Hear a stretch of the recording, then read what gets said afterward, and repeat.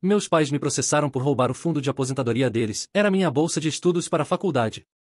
Eu sou Ethan. Tenho 28 anos e meus pais me processaram por roubar o fundo de aposentadoria deles, um fundo que nunca existiu, antes de um único post esquecido na internet de uma década atrás destruir todo o caso deles na frente de um juiz. Tudo começou há 6 meses, numa terça-feira. Lembro que era terça-feira porque tínhamos acabado de fazer uma grande atualização de software no trabalho, e o escritório estava agitado com aquela energia única de alívio e conquista coletiva. Pela primeira vez em semanas, saía antes do pôr do sol completo. Eu era engenheiro de software sênior e amava o mundo limpo e lógico do código.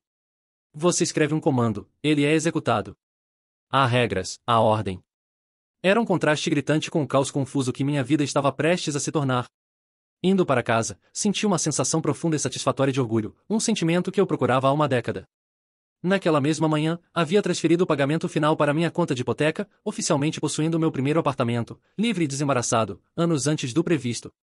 Não era um palácio, apenas um apartamento de um quarto numa parte decente da cidade, mas era minha fortaleza.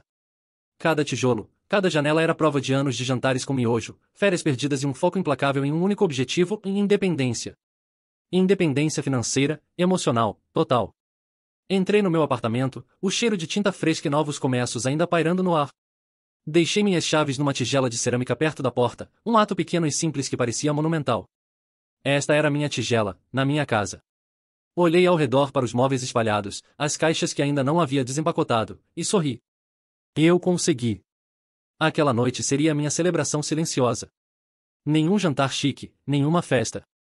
Apenas eu, uma pizza grande com pimenta defumada em sua caixa de papelão e uma cerveja gelada.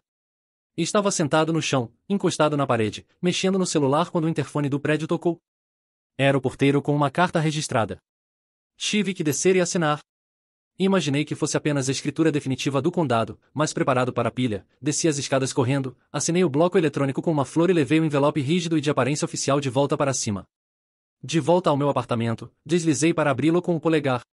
Veio de um escritório de advocacia que eu não conhecia, em Vilox, Crane Associados. Minha testa congelou. Eu não conhecia nenhum Vilox ou associados da Crane. Então meus olhos pousaram na primeira linha, e em nome de nossos clientes, Richard e Ellen Smith. A pizza no meu estômago virou chumbo.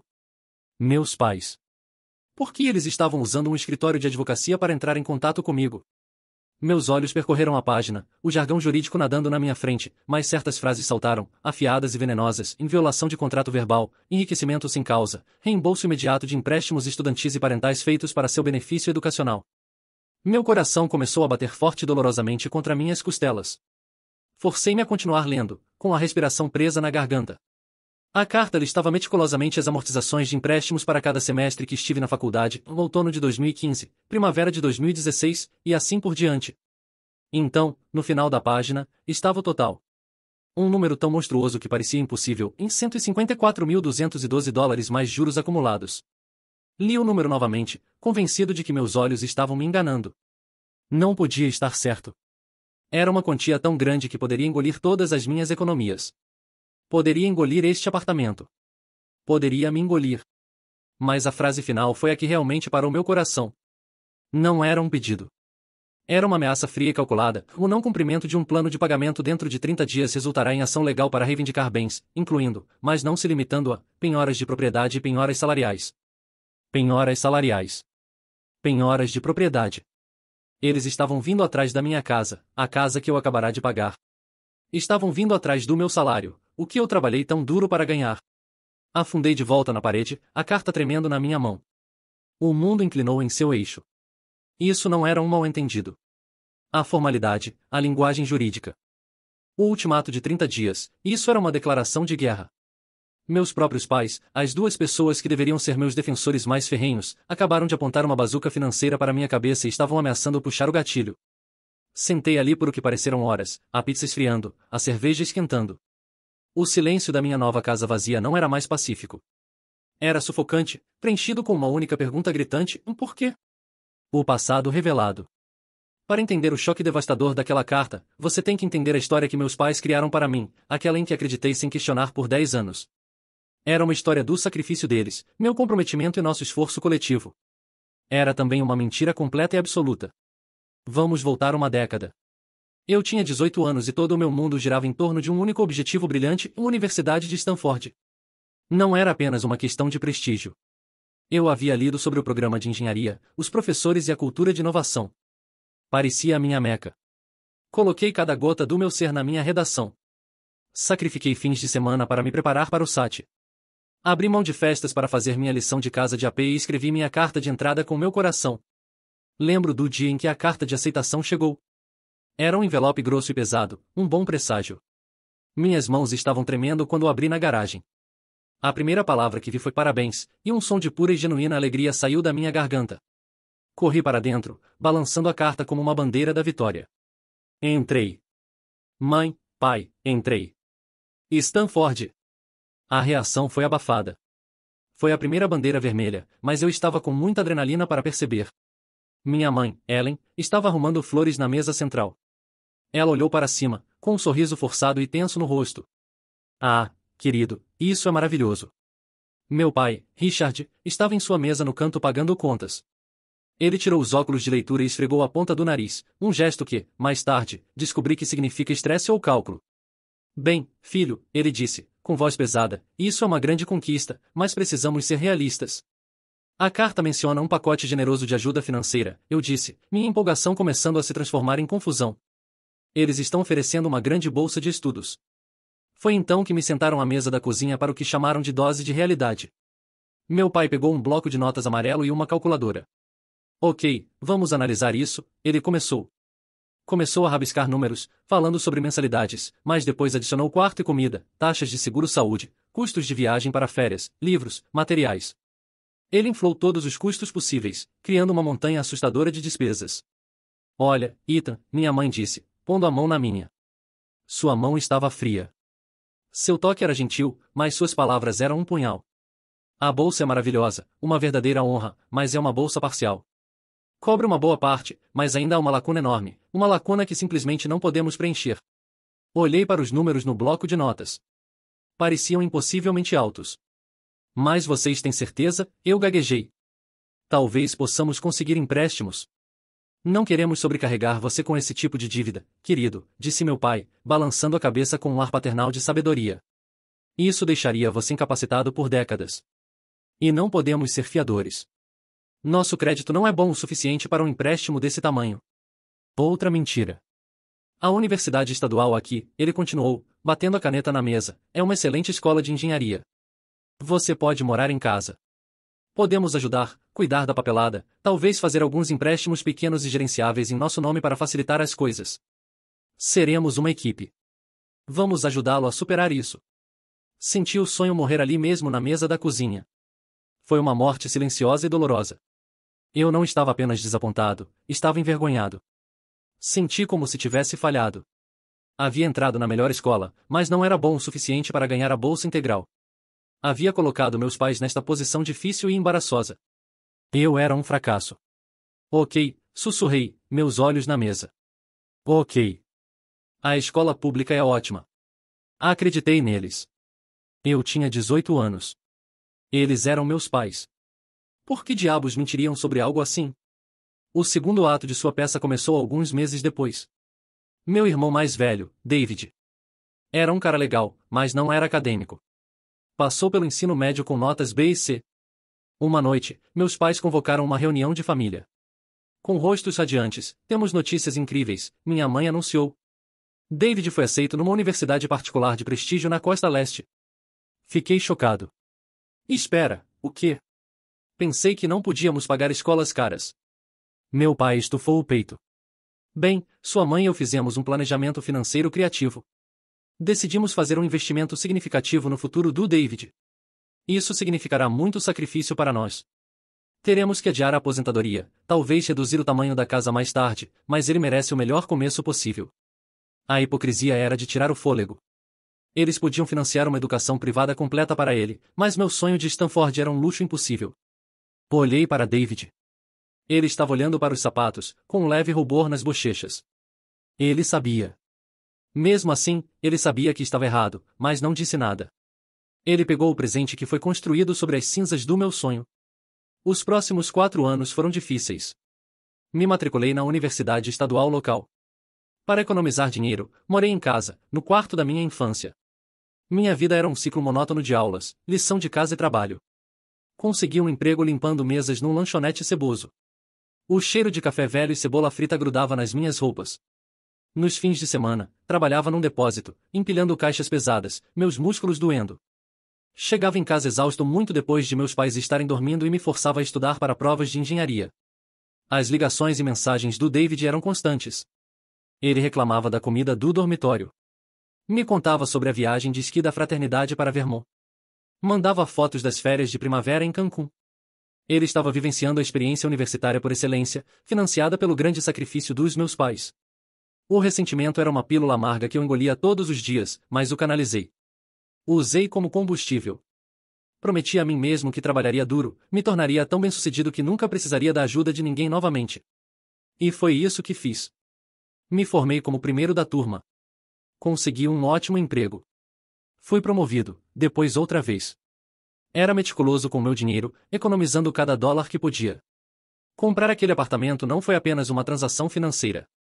Foi uma declaração de independência. Foi a linha de chegada de uma maratona de 10 anos. Agora, segurando aquela carta ameaçadora, a maratona parecia uma farsa. A linha de chegada havia sido o tiro de largada para uma corrida nova e mais assustadora. Buscando ajuda. Eu precisava de um aliado. Precisava de um profissional. Liguei para Sarah. Éramos amigos na faculdade, parte de um pequeno e unido grupo de estudos para uma aula brutal de termodinâmica. Ela era extremamente inteligente, com uma mente que podia cortar o absurdo como um laser. Depois da graduação, foi para uma escola de direito de primeira linha. Não tínhamos conversado por alguns anos, perdidos na confusão de construir nossas próprias carreiras, mas eu sabia que ela era a pessoa certa. Nos encontramos num café silencioso no centro. Senti uma onda de vergonha quando deslizei a carta do advogado dos meus pais para o outro lado da mesa. Era como lavar a roupa suja da família. Ela leu, sua expressão mudando de curiosidade amigável para foco profissional intenso. Leu uma segunda vez, com os lábios franzidos. Empréstimos de pais para filhos, ela finalmente disse, com voz baixa. Negócio desagradável. Legalmente, a dívida pertence aos mutuários, seus pais. Mas eles podem e frequentemente processam o estudante por reembolso num tribunal civil baseado na ideia de contrato verbal ou enriquecimento sem causa. É a palavra deles contra a sua. Foi elaborado para ser confuso, mas não havia contrato, insisti, com voz rouca. Eles me disseram que estavam ajudando. Chamaram de presente. Sarah se inclinou para a frente, seus olhos fixos nos meus. Ethan, os pais não acordam um dia e decidem processar o filho por $150 mil do nada. Algo mais está acontecendo aqui. Algo está faltando. Ela fez uma pausa, então fez a pergunta que iniciaria toda a investigação. Vamos voltar ao começo. Você entrou em Stanford. Me conte tudo o que lembra sobre aquela bolsa. E quero dizer tudo. Contei toda a história dolorosa. O envelope grosso, a reação estranhamente contida dos meus pais. O bloco de notas com os números inflados, sua insistência de que era apenas uma bolsa parcial. Sarah ouviu sem interrupção, seu olhar nunca saindo do meu rosto. Quando terminei, ela ficou em silêncio por um minuto inteiro, apenas olhando para a carta na mesa. Então ela me olhou. Ethan, ela disse, sua voz precisa e clara, vou lhe fazer uma pergunta muito importante e quero que pense muito cuidadosamente antes de responder. Ok, eu disse, meu coração começando a bater forte. Você tem 100% de certeza de que era uma bolsa parcial? Já viu um documento, uma carta, um e-mail de Stanford que explicitamente declarasse que a bolsa era parcial? Ela se inclinou mais perto. Ou você apenas acreditou na palavra deles? A pergunta pairou no ar, pesada e assustadora. Abri a boca para dar a resposta óbvia. Claro, acreditei na palavra deles, eles são meus pais, mas as palavras não saíram. Uma memória clara e nítida passou pela minha mente, e meu pai pegando a carta de aceitação da minha mão, ele e minha mãe lendo juntos, com as cabeças curvadas em conspiração. Eu nunca dei uma boa olhada na seção de ajuda financeira. Havia apenas aceito o resumo deles, o veredicto deles. Um medo frio tão profundo que parecia que meu sangue estava congelando tomou conta de mim. Era uma sensação vertiginosa e nauseante perceber que o chão em que você pisou toda a sua vida pode não ser chão firme. Eu não sei, sussurrei, o som quase inaudível. Nunca verifiquei. Apenas acreditei neles. Sarah assentiu lentamente, com uma expressão sombria.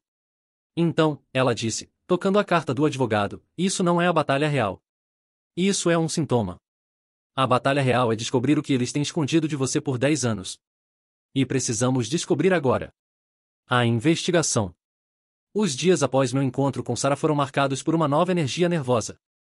A névoa de choque e traição começou a se dissipar, substituída pelo foco frio e afiado de um homem em missão. Eu não era mais apenas uma vítima. Era um investigador, e o objeto da minha investigação era minha própria vida. Meu primeiro passo foi seguir o conselho de Sarah e me tornar um arqueólogo do meu próprio passado. Comecei na universidade estadual que frequentei. Liguei para o escritório de ajuda financeira, com a voz mais confiante que consegui, e pedi um histórico completo e detalhado da minha conta de empréstimo estudantil. O administrador foi prestativo, prometendo compilar os registros e enviá-los por correio na semana seguinte. A próxima ligação foi a que mais temi, em Stanford. Parecia reabrir uma ferida que nunca havia cicatrizado adequadamente. Disquei o número do escritório de admissões, com as mãos suando. Depois de ser transferido 3 vezes, finalmente consegui falar com um homem do departamento de empréstimos estudantis. Expliquei minha situação da maneira mais profissional possível, declarando que estava envolvido numa disputa legal e precisava de verificação oficial de uma oferta de empréstimo estudantil da primavera de 2015. O homem, Sr. Henderson, foi educado, mas parecia cansado. Senhor, isso foi há uma década. Esses registros estão em arquivo profundo e nossas políticas de privacidade são muito rígidas. Não posso divulgar esse tipo de informação por telefone baseado num pedido verbal. Minha esperança despencou. Por favor, implorei, com desespero transparente na minha voz, isso é extremamente importante. Não é apenas sobre dinheiro. É sobre descobrir a verdade. Houve um longo suspiro do outro lado da linha. Olha, ele disse, seu tom amolecendo um pouco, não posso prometer nada, mas vou ver o que posso descobrir. Se encontrar algo, precisarei de uma solicitação formal por escrito de você ou seu advogado. Qual era o nome? Dei minhas informações e desliguei, sentindo como se tivesse acabado de jogar uma mensagem numa garrafa num vasto oceano indiferente. Meu telefone tocou naquela noite, como se fosse por acaso. O identificador de chamadas dizia mãe.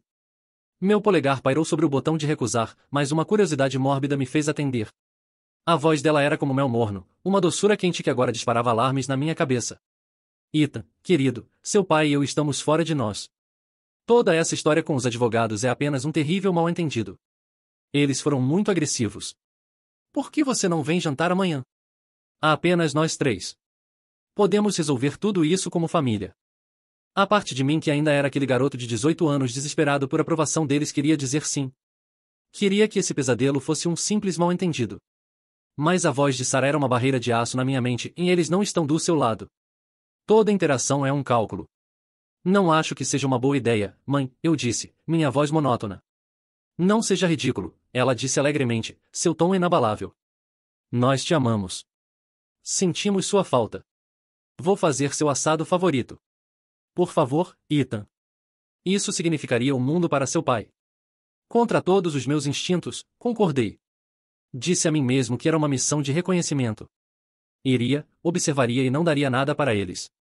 Queria olhá-los nos olhos e ver se conseguia encontrar os mentirosos escondidos atrás dos rostos dos meus pais. O jantar. O jantar foi uma peça teatral surreal. A casa cheirava a minha infância, em carne assada e nostalgia. Meu pai ficou em silêncio na maior parte do tempo, representando o papel de patriarca estoico e ferido. Minha mãe era a estrela do show. Ela não mencionou o processo diretamente. Em vez disso, me guiou num tour pela minha própria história, tirando álbuns de fotos e apontando para fotos de uma versão sorridente de mim.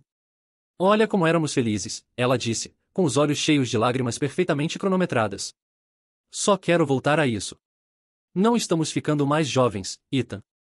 A conta de aposentadoria do seu pai sofreu um grande golpe na última recessão. Estamos com medo. Então veio a virada suave e praticada. Ela pôs a mão na minha, senti frio. Sabemos como você é bem-sucedido agora, querido, e estamos incrivelmente orgulhosos. Só precisamos de um pouco de ajuda para nos ajudar. Um pouco de apoio do filho para quem demos tudo. Não é pedir demais. Era uma obra-prima de chantagem emocional. Eles estavam tentando me enterrar numa avalanche de culpa, esperando que eu os pagasse apenas para acabar com esse sentimento. Sentei ali mexendo a comida no prato, meu estômago apertado e dolorido. Vi a armadilha. Vi os titereiros puxando as cordas. Murmurei uma desculpa sobre uma reunião cedo e saí assim que pude. Seus olhares desapontados me seguiram até a porta. No momento em que entrei no carro, liguei para Sarah. Foi pressão total de culpa, contei a ela, minhas mãos agarrando o volante. Eles estão tentando me desgastar. Ótimo, ela respondeu, com voz áspera. Esse é um movimento desesperado. Isso indica que a posição legal deles é mais frágil do que parecem. Aguente firme, Ethan. Estamos esperando nossa munição chegar. A primeira descoberta. Poucos dias depois, a primeira munição chegou. Um envelope grosso da Universidade Estadual chegou. Com mãos trêmulas, o abri. Dentro havia um extrato completo e detalhado da minha conta de empréstimo estudantil. E lá estava, em preto e branco, 4 anos de empréstimos dos pais mais procurados a cada semestre, no limite legal máximo. O total era exatamente o que eles haviam reivindicado. Por um momento, meu coração despencou. No papel, era condenatório. Estava prestes a ligar para Sarah em pânico, mas então lembrei do outro conselho dela. Sentei no meu computador e procurei as regras do IRS para o American Opportunity Tax Credit para os anos de 2015 a 2019. O AOTC era um crédito significativo no valor de até $2.500 por ano para despesas educacionais qualificadas. A palavra-chave era despesas. Você só podia reivindicá-lo pelo dinheiro que realmente pagou. Essa era a parte complicada, eu precisava das declarações de impostos deles. Liguei para meu pai, com o coração batendo. Fingi confusão. Ei, pai, meu contador está pedindo alguns registros antigos e mencionou que precisa saber quais créditos educacionais foram reivindicados quando eu estava na escola. Me mande suas declarações de imposto de renda daqueles anos, apenas para meus registros. Houve uma longa pausa. Por que você precisaria disso, Ethan? Ele perguntou, sua voz cheia de suspeita. Não sei, pai. É só o que o contador disse. Algo sobre garantir que eu não tenha problemas com a Receita Federal no futuro. Não é grande coisa, certo? Prendi a respiração. Ele resmungou, mas concordou. Ok, vou pedir para sua mãe digitalizá-las. 1 hora depois, estavam na minha caixa de entrada. Enviei diretamente para Sarah. A ligação dela veio menos de 20 minutos depois. Eu entendi, ela disse, e eu podia ouvir o sorriso triunfante na voz dela. Eles reivindicaram todos os anos pelo valor máximo, Ethan. Se eles estavam pagando com dinheiro de empréstimo, isso é legal. Mas se essa mensalidade foi coberta por uma bolsa de estudos que eles tinham conhecimento, eles não mentiram apenas para você, mentiram para o governo dos Estados Unidos. Essa é nossa vantagem. Era uma vitória, mas era repugnante. Eu estava construindo um caso contra meus próprios pais por fraude fiscal. Cada evidência era outra rachadura na fundação do meu mundo. A bomba de Stanford. No dia seguinte, outra bomba caiu. Um e-mail apareceu na minha caixa de entrada. O assunto era simples, em acompanhamento, Universidade Stanford. Fiquei sem fôlego. Era de um homem chamado Jim Miller, o atual chefe de bolsas de estudos. Ele escreveu que havia localizado o arquivo arquivado. Sr. Smith, dando continuidade à sua consulta da semana passada, localizei o arquivo arquivado referente à sua admissão e oferta de bolsa de 2015. Conforme sua solicitação, estou anexando uma declaração juramentada legalmente certificada e autenticada para seu uso. A declaração juramentada confirma que você, Ethan Smith, estava recebendo a bolsa G.H. Thompson. Esta era uma bolsa integral cobrindo 100% de sua mensalidade, taxas obrigatórias, acomodação e alimentação por 4 anos de graduação. Nossos registros indicam que a notificação oficial para esta bolsa foi enviada por e-mail para o endereço principal listado em seu registro, ellensmith88@gmail.com.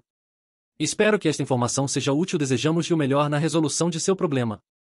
Atenciosamente. Jim Miller. Olhei para a tela, minha mente se recusando a processar as palavras. Bolsa integral. 100% da mensalidade, acomodação e alimentação. Minha mão tremeu quando cliquei no link do PDF. Lá estava um documento oficial com o selo da Universidade Stanford, expondo a verdade em linguagem jurídica fria e irrefutável. Eles mentiram. Não foi um mal-entendido. Não foi um exagero. Foi uma mentira colossal que mudou minha vida. Eles pegaram um ticket dourado, um futuro que conquistei com meu próprio suor e intelecto, e o enterraram. Deixarão-me passar 4 anos lutando, sentindo-me como um cidadão de segunda classe, sobrecarregado por um fracasso que nunca foi meu. Eles me viram lutar, sabendo que tinham a chave para minha liberdade em suas caixas de entrada. E fizeram isso para poder pagar para mandar meu irmão para uma escola chique.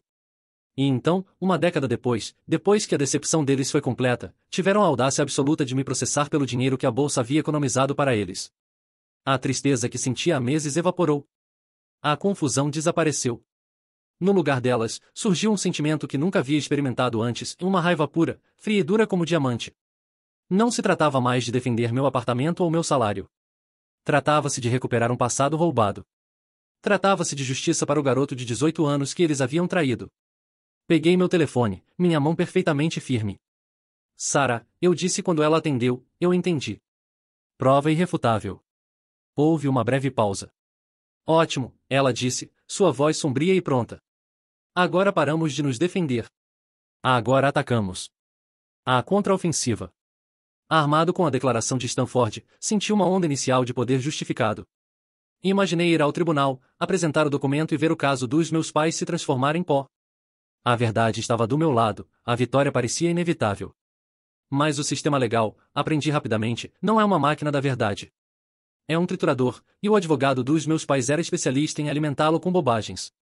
Sarah apresentou a declaração junto com uma moção para arquivar o processo baseado em fraude e deturpação. Sentamos, esperando um fim rápido para o pesadelo. A resposta que recebemos foi uma obra-prima de desvio legal. O advogado deles não questionou a autenticidade da declaração. Em vez disso, construiu uma nova narrativa ao redor dela. Eles alegaram que nunca haviam visto o e-mail de Stanford. Deve ter ido para a pasta de spam, um fantasma digital na máquina. Argumentaram que operaram sob a crença razoável de que eu tinha apenas uma bolsa parcial. Eles tinham o dever fiduciário de pais de garantir os empréstimos como rede de segurança. Não eram mentirosos, veja bem, eram apenas pais prudentes e amorosos, se preparando para o pior. O estresse e a responsabilidade financeira que assumiram ao assinar aqueles empréstimos, argumentaram, ainda constituíam uma forma de apoio que eu era moral e legalmente obrigado a reembolsar.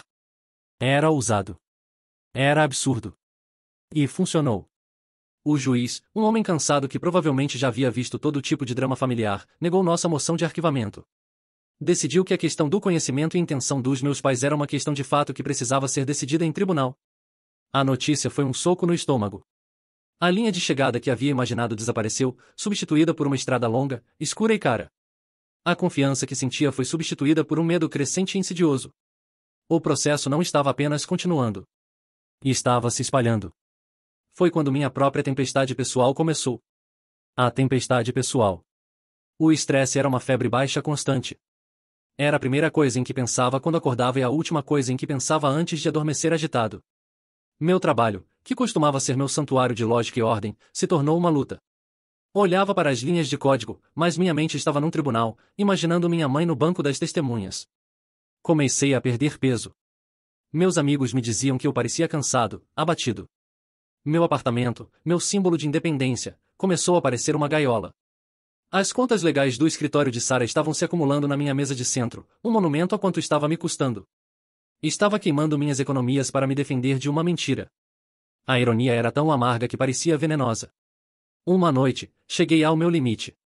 Passava das 2 da manhã. Estava sentado no escuro olhando para outra conta. Meu estômago era um nó apertado de ansiedade, e um pensamento feio e sedutor deslizou para minha mente. Apenas pague-os. Eu poderia acabar com tudo. Poderia ligar para o advogado deles, oferecer um acordo. Poderia montar um plano de pagamento. Poderia abrir mão de parte do meu salário pelos próximos 20 anos. Seria uma capitulação. Seria uma vitória para as mentiras deles. Mas o barulho pararia. As contas legais parariam. O estresse corrosivo e implacável finalmente terminaria. Eu poderia ter minha vida de volta, mesmo que fosse uma versão reduzida dela. Peguei meu telefone, meu polegar pairando sobre o contato de Sarah. Eu ligaria para ela. Diria para ela redigir os papéis do acordo. Eu me renderia. Meus pais me empurraram até o limite, e eu estava pronto para pular. Senti uma onda profunda de autoaversão. Eles finalmente conseguiram. Eles me quebraram. A descoberta final. Enquanto estava sentado ali envolvido em escuridão e derrota, uma memória aleatória surgiu, um flash de luz no abismo. Era uma memória da minha mãe de anos atrás. Não era a mãe amorosa dos álbuns de fotos. Era a mãe que passava horas toda noite no computador da família digitando no teclado. Ela era obcecada por um fórum online específico de pais, um lugar chamado College Boom Parents. Tinha um nome de usuário, um apelido bobo e arrogante, e passava horas dando conselhos, compartilhando histórias, e agora percebia, fingindo. Um pensamento tão fraco que era apenas um sussurro veio à minha mente. E se ela fingiu? Era um tiro no escuro, uma ave-maria digital. O fórum provavelmente era uma cidade fantasma agora. Os posts teriam desaparecido, perdidos no éter digital. Mas era algo. Era um único fio frágil no universo de desespero. Meu coração começou a bater um pouco mais rápido. A ligação para Sarah poderia esperar. Peguei meu laptop e o liguei.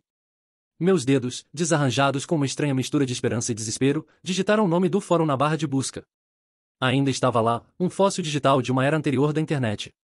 Finalmente, encontrei a função de busca. Lembrava do nome de usuário dela, um apelido estranho que era perfeitamente dela, em Proudmon88. Digitei e apertei Enter. A página retornou um erro. A função de busca estava quebrada. Os arquivos eram muito antigos ou corrompidos. A centelha de esperança se extinguiu tão rapidamente quanto apareceu. Claro, era uma ideia estúpida. Afundei na cadeira, a escuridão retornando para invadir minha mente. Mas então o engenheiro no meu cérebro assumiu o controle. Se a porta da frente está trancada, você verifica a janela dos fundos. Tinha que haver outra maneira de acessar páginas web antigas. O arquivo da internet. A Wayback Machine. Meus dedos voaram pelo teclado novamente. Digitei a URL do fórum. Um calendário apareceu mostrando instantâneos do site tirados ao longo dos anos. Naveguei até 2015.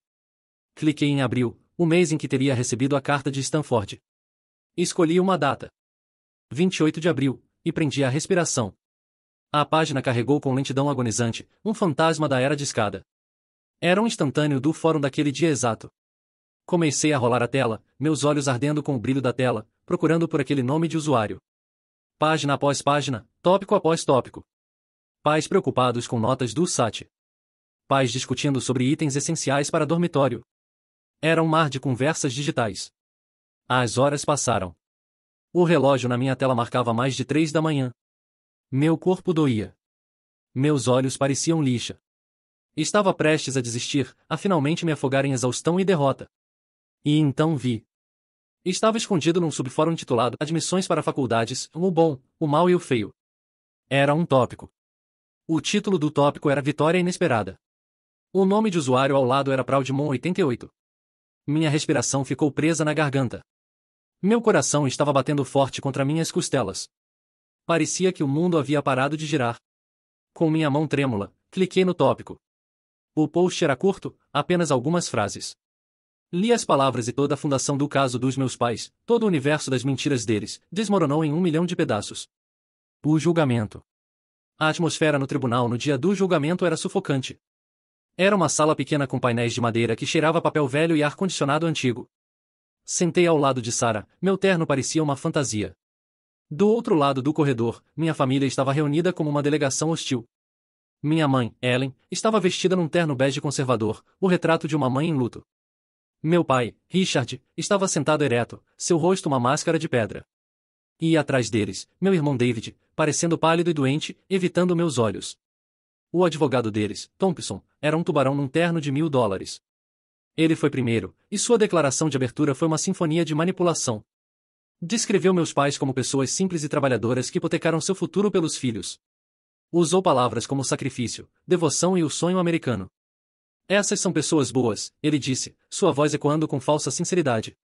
Pessoas que fizeram tudo pelo filho. E agora que ele é um engenheiro bem-sucedido que desfruta de um salário de 6 dígitos tornado possível pelo sacrifício deles, tudo o que pedem é que ele honre seu compromisso, que faça a coisa certa. Quando minha mãe subiu ao banco das testemunhas, sua performance foi impecável.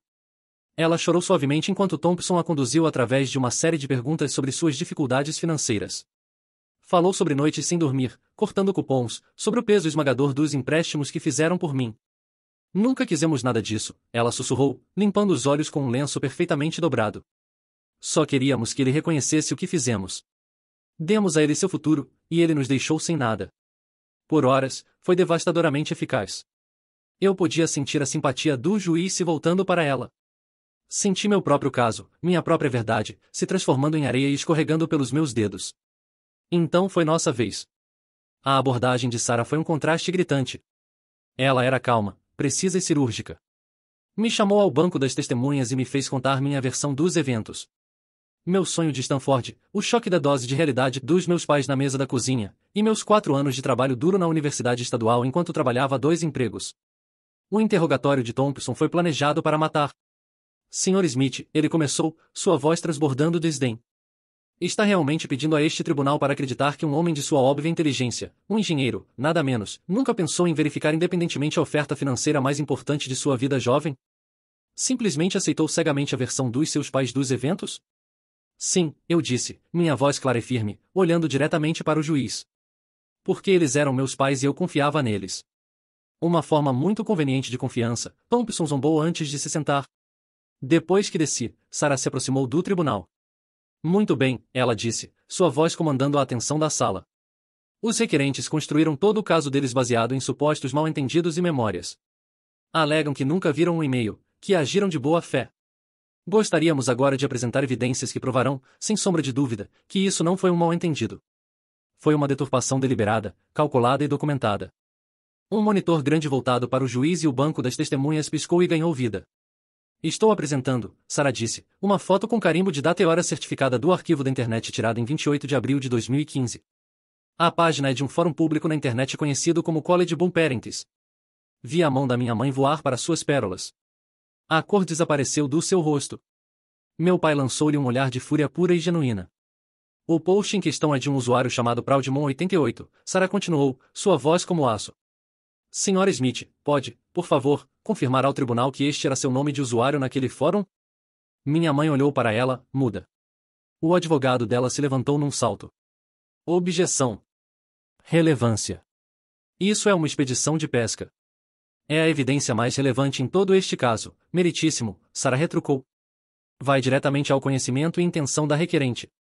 Negada, disse o juiz, seus olhos agora semicerrados e fixados na minha mãe. Sra. Smith, responda à pergunta. Minha mãe engoliu seco, sua garganta trabalhando. Posso ter usado esse nome em alguns sites, ela gaguejou. Obrigada, disse Sarah, um sorriso sombrio tocando seus lábios. O escrivão do tribunal poderia ler o post destacando o usuário Proudmon88 em voz alta. Um silêncio profundo caiu sobre a sala do tribunal. O escrivão ajustou seus óculos e começou a ler, sua voz clara e desprovida de emoção. Meu filho mais velho precisa de empréstimos para uma boa escola, enquanto o mais novo conseguiu uma bolsa integral na Califórnia. Ele nem sabe ainda. Às vezes, os pais precisam tomar decisões difíceis para o bem de toda a família. Um suspiro coletivo percorreu a galeria. Thompson estava paralisado, sua boca ligeiramente aberta. Meu pai olhou para minha mãe com uma expressão tão completa de traição que era quase assustadora. Ele participou da mentira, mas estava claro que não tinha ideia de que ela havia documentado sua própria estupidez. Mas Sarah não havia terminado. Ela deixou o peso das palavras se acomodar na sala antes de desferir o golpe mortal. Então, Sra. Smith, ela disse, sua voz baixa mas ecoando por todos os cantos da sala. Parece que você sabia. Sabia que era uma viagem totalmente gratuita. E tomou uma decisão difícil. Uma decisão de esconder essa oportunidade que mudaria a vida do seu próprio filho, fazê-lo acreditar que havia fracassado. E então, uma década depois, processá-lo pelo dinheiro que nunca teve que gastar. É isso mesmo? Minha mãe apenas olhou fixamente, seu rosto uma ruína em ruínas. O juiz havia ouvido o suficiente. Olhou por baixo de sua cadeira, seu rosto uma máscara de nojo frio. Sra. Smith, ele disse, sua voz perigosamente baixa. Há algo que gostaria de dizer em resposta a esta revelação? Antes que ela pudesse responder, a peça patética final da conspiração deles desmoronou. Meu irmão David, que estava se curvando na cadeira, de repente se levantou. Seu rosto estava manchado, seus olhos selvagens de pânico. Eu disse que essa era uma ideia maluca, ele gritou, sua voz embargada por uma década de culpa e covardia reprimida. Eu disse que isso explodiria na nossa cara. Nunca pedi nada disso. Não era um pedido de desculpas. Era uma confissão, uma admissão de que ele sabia, que havia sido um cúmplice silencioso no crime deles para seu próprio benefício. O julgamento havia terminado. A verdade não havia sido revelada. Ela havia sido detonada, e o dano colateral foi toda a minha família. O veredicto. O martelo do juiz bateu com um golpe final e agudo que ecoou a destruição da minha família. Sua decisão não foi apenas uma decisão legal. Foi uma condenação. Ele não apenas rejeitou o processo dos meus pais, ele o desmontou publicamente, peça por peça. Este tribunal testemunhou uma campanha chocante e maliciosa de fraude financeira e emocional perpetrada por pais contra seu próprio filho, ele disse, com voz fria e fúria muito mais intimidante que gritos. Olhou por baixo de sua cadeira, seu olhar varrendo meus pais, que pareciam encolher em suas cadeiras. A queixa é rejeitada com preconceito, ele disse, o que significa que nunca poderiam tentar abrir este caso novamente. Este tribunal não será usado como arma para extorsão familiar. Ele fez uma pausa, deixando o peso de suas palavras penetrar. Então desferiu o golpe que mudaria tudo. Além disso, ele continuou, seu tom ficando ainda mais sério.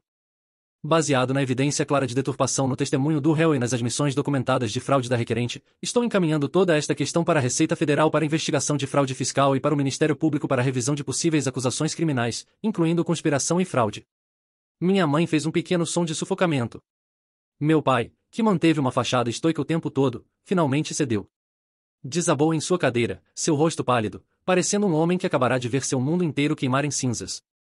Eles não haviam apenas perdido um julgamento, haviam convidado todo o peso esmagador do governo federal e estadual para suas vidas. Sua ganância havia se tornado uma sequência de autodestruição. O confronto final. Quando o juiz encerrou o tribunal, um entorpecimento estranho tomou conta de mim. Eu havia vencido. A verdade havia prevalecido.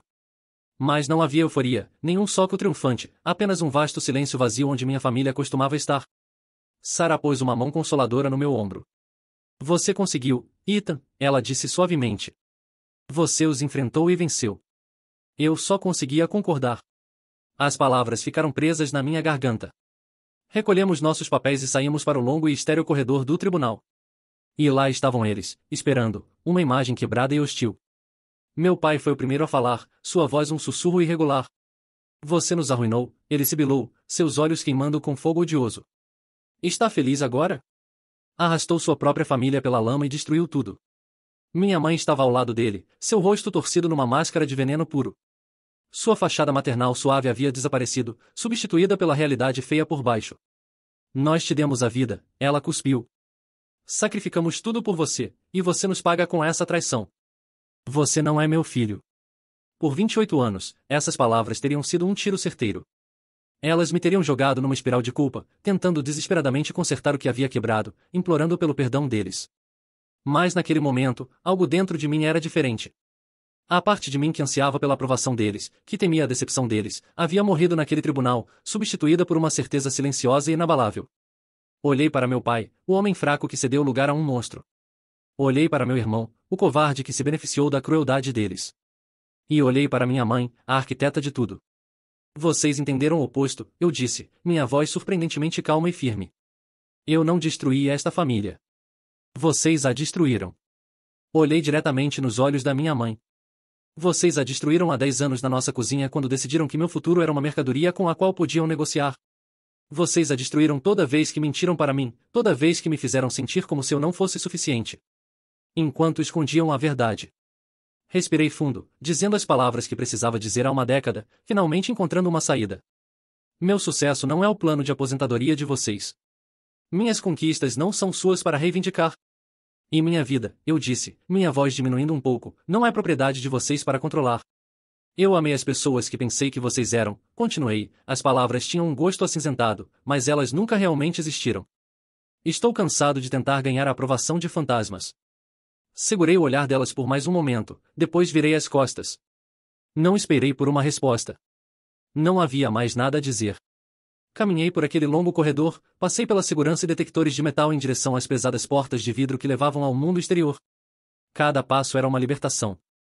Estava me afastando das mentiras, manipulação, culpa, as 1000 cordas invisíveis que usavam para me controlar. Abri as portas e entrei na luz do sol brilhante e indiferente. E pela primeira vez na minha vida, senti a luz profunda, assustadora e estimulante de ser completa e totalmente livre.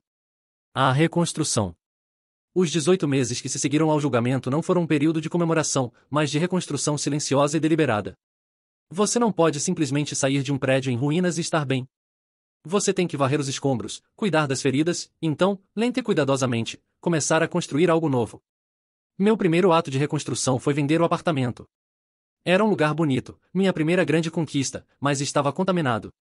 As paredes guardavam muitas memórias de noites sem dormir, de andar de um lado para o outro com o telefone pressionado no ouvido, de olhar para pilhas de documentos legais que representavam a traição da minha família. Não era mais um lar. Era a cena do crime. Aceitei uma promoção no trabalho que veio com um pacote de relocação, uma nova cidade a alguns estados de distância, onde ninguém conhecia meu nome ou minha história. Era o melhor começo. Comprei um apartamento menor, um que não gritava "eu consegui", mas, em vez disso, sussurrava "estou seguro". Tornou-se meu santuário. A vida se acomodou num novo ritmo pacífico. Meu trabalho era envolvente. Meus colegas me respeitavam pelas minhas habilidades, não pela minha linhagem. Explorei minha nova cidade, encontrei uma cafeteria favorita, uma boa trilha para caminhar. Estava construindo uma vida, não apenas uma carreira. Uma das coisas mais surpreendentes que saíram dessa aprovação foi um convite para falar num pequeno evento TEDx local.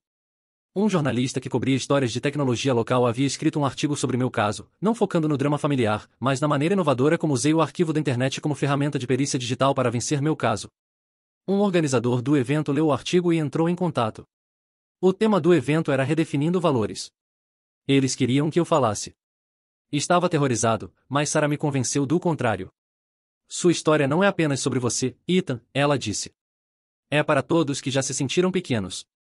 Para todos que já tiveram seu valor questionado pelas pessoas que deveriam elevá-los. E então, concordei.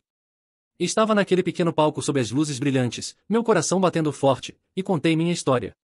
Não foquei na raiva ou truques legais. Falei sobre os preços invisíveis que as famílias às vezes colocam em seus filhos. Falei sobre a coragem necessária para escrever sua própria história. Quando terminei, a sala explodiu em aplausos. Então, pessoa após pessoa veio até mim, não para se compadecer, mas para compartilhar suas próprias histórias. Percebi que minha dor, antes fonte de vergonha, havia se tornado uma ponte para me conectar com outros. Mantive contato com Sarah, é claro. Ela se tornou mais que minha advogada, ela era a amiga mais verdadeira que eu tinha. Ela me dava atualizações sombrias ocasionais. A investigação do IRS havia sido, em suas palavras, uma colonoscopia financeira. Meus pais foram forçados a pagar 10 anos de créditos fiscais fraudulentos, além de multas pesadas e juros. Isso acabou com as poucas economias que tinham. Tiveram que vender a casa da família onde cresci e se mudar para um pequeno apartamento alugado. Seu círculo social, construído sobre uma fachada de respeitabilidade de classe média, evaporou quando a história do julgamento se tornou fofoca local. David, meu irmão de ouro, enfrentou seu próprio revés. Sua empresa prestigiosa tinha uma política ética de tolerância zero. Ser citado numa investigação de fraude de danos, mesmo apenas como testemunha que confessou sua cumplicidade no banco das testemunhas, o tornou radioativo. Foi silenciosamente demitido. Infelizmente, a educação cara que meus pais roubaram para ele o levou a um beco sem saída. A revelação final. Pensei que fosse o fim. Pensei que a história havia terminado. Estava me curando. Estava seguindo em frente. Até adotei um terrier mestiço desarrumado do abrigo local, Buster, um sobrevivente companheiro que estava aprendendo a confiar novamente. A vida era calma. E então um pacote chegou. Era uma pequena caixa de taxa fixa endereçada a mim com uma caligrafia que reconheci imediatamente. De David. Meu primeiro instinto foi jogá-la no lixo sem abrir. O que ele poderia ter a me dizer? Mas uma parte mais profunda e cautelosa de mim, a parte que havia aprendido a nunca subestimar a capacidade dramática da minha família, assumiu o controle. Levei para dentro e a coloquei no balcão da cozinha, olhando para ela como se fosse uma bomba. Depois de uma hora, a cortei cuidadosamente. Dentro, não havia lixo sentimental nem fotos antigas. Havia apenas uma carta e uma pilha grossa de documentos presos por um clipe de arquivo. Li a carta primeiro. Não era um pedido de desculpas. Era uma confissão nascida da autopreservação pura e patética. Ethan, David escreveu, sei que você me odeia. Provavelmente mereço. Minha vida está arruinada por causa do que aconteceu. Não consigo arrumar emprego. Papai e mamãe nem falam mais comigo. Eles me culpam por gritar no tribunal. Tenho pensado muito. Preciso limpar minha consciência, mas também preciso me proteger. O Ministério Público ainda está analisando toda essa bagunça, e não quero ser acusado de ser conspirador. Os documentos que você precisa ver estão anexados. Aqueles que mostram toda a verdade. Era pior do que você pensava. Meu sangue congelou. Pior. Como poderia ser pior? Peguei a pilha de documentos. Eram extratos bancários. A conta estava sob o nome de David, aberta no verão de 2015, apenas alguns meses depois que eu deveria ter começado em Stanford. E então vi, o primeiro depósito era de $250 mil. Continuei olhando para o número, minha mente tentando conectar os pontos. De onde eles tiraram esse dinheiro? Olhei para a data e então entendi. O custo estimado de matrícula em Stanford por um ano, incluindo mensalidade, quarto, alimentação e taxas, era cerca de $62.500 naquela época. Multiplicado por 4 anos, era exatamente $250 mil. Meus pais não haviam apenas economizado o dinheiro do meu bolso. Essa era a história que eu havia montado, aquela que pensei ser a verdade. Mas a realidade era infinitamente mais sinistra. Eles haviam ido a um consultor financeiro, apresentado minha bolsa integral como se fosse uma bolsa que eles haviam recebido, e feito um empréstimo de portfólio baseado no valor total da minha educação de 4 anos. Eles haviam monetizado meu futuro. Haviam transformado minha conquista em dinheiro líquido. Os extratos contavam toda a história repugnante. Haviam depositado aquele $250 numa conta de corretagem sob o nome de David, tornando o proprietário legal e cúmplice direto. Usaram esse dinheiro como fundo secreto. Vi as retiradas, pagamentos mensais da universidade particular de David, entrada para comprar um carro novo para meu pai, férias no Havaí. Mas a pior parte, a parte que me fez sentir fisicamente mal, foi a estratégia de investimento deles. Eles não haviam sido conservadores. Haviam investido dinheiro em ações de tecnologia especulativas de alto risco, na esperança de enriquecer às custas do meu futuro roubado. Por alguns anos, funcionou. A conta cresceu. Mas então vi as perdas catastróficas de alguns anos atrás, quando o mercado virou. Fizeram algumas apostas terríveis e foram dizimados. Mais de 80% do capital inicial havia desaparecido. E de repente tudo se encaixou. O processo não foi apenas um ato de vingança maligna. Foi uma tentativa desesperada e insana de recuperar suas perdas. Eles não estavam me processando pelo dinheiro que gastaram comigo. Estavam me processando pelo capital inicial que roubaram em meu nome e depois jogaram fora. Acreditavam, em suas mentes distorcidas, que os $250 mil iniciais eram deles por direito, e que eu era a apólice de seguro para recuperá-los. Deixei cair os papéis no balcão. O quarto parecia estar girando. Todo esse tempo pensei que havia descoberto a verdade, mas havia apenas arranhado a superfície. Isso não era uma história de engano familiar e favoritismo. Era uma história de fraude calculada e premeditada num nível que eu nunca poderia ter imaginado. Eles não haviam apenas escondido meu sonho de mim. Venderam-no para quem desse mais dinheiro e depois perderam o lucro no cassino. A carta de David não foi um ato de consciência. Foi ele jogando nossos pais debaixo do ônibus para se salvar, me dando munição para garantir que não seria o culpado. Fui até a porta de vidro deslizante e olhei para as luzes da cidade. Não sentia mais raiva. Essa emoção era pequena demais, simples demais para isso. O que sentia era uma clareza profunda e emocionante, um entendimento absoluto e final de quem essas pessoas eram. Eles não eram apenas pais egoístas e fracassados. Eram criminosos que viam o próprio filho como nada mais que um instrumento financeiro, um título ao portador para ser negociado. E naquele momento, qualquer vestígio persistente de dúvida, qualquer microscópico sobre se eu havia feito a coisa certa foi obliterado para sempre. Não fui eu que destruí minha família. Não havia família para destruir. Havia apenas uma empresa criminosa com um sobrenome comum. E eu finalmente, felizmente, escapei. Encontrando a paz. Aprendi que a paz não é um destino ao qual você chega. É um espaço silencioso que você constrói para si mesmo, um dia de cada vez. Especialmente depois de perceber que a guerra que pensou ter vencido foi apenas uma batalha numa campanha muito mais longa e feia. Para mim, essa paz é a quietude do início da manhã, sentado na minha pequena varanda com uma xícara de café quente, observando a cidade lentamente ganhar vida. É o clique feliz e rítmico das unhas de Buster no chão de madeira enquanto ele trota para cutucar minha mão com seu brinquedo favorito que faz barulho. É a alegria simples e descomplicada de uma vida que é verdadeira e finalmente minha. Ainda penso neles, sim, mas agora de uma maneira diferente. Depois de receber o pacote de David, a história na minha cabeça mudou de tragédia para estudo de caso. A raiva que senti após o julgamento, aquela fúria incandescente, esfriou e se transformou em outra coisa. É a certeza fria e dura de um investigador que finalmente fechou um caso longo e difícil. Não sofro mais pela família que deveria ter tido. Vejo-os como são, em pessoas cuja bússola moral estava tão quebrada que viam o triunfo dos filhos não como algo a ser celebrado, mas como um ativo a ser liquidado. Aquela revelação final de David foi um presente estranho e doloroso. Cauterizou completamente a ferida. Não há mais perguntas, nem dúvidas persistentes. Entendo que a razão por trás do processo não foi apenas desprezo. Foi uma tentativa desesperada de jogadores fracassados de forçar o cassino a pagar suas perdas. Eu era a última aposta desesperada deles. Tive que redefinir o que perdão significa diante de uma traição tão profunda. Não se trata de absolvê-los. O que fizeram não foi apenas uma mentira, foi um crime. Não se trata de reabrir a porta para a minha vida. Essa porta não está apenas trancada. Foi desmontada, e a abertura foi coberta com tijolos.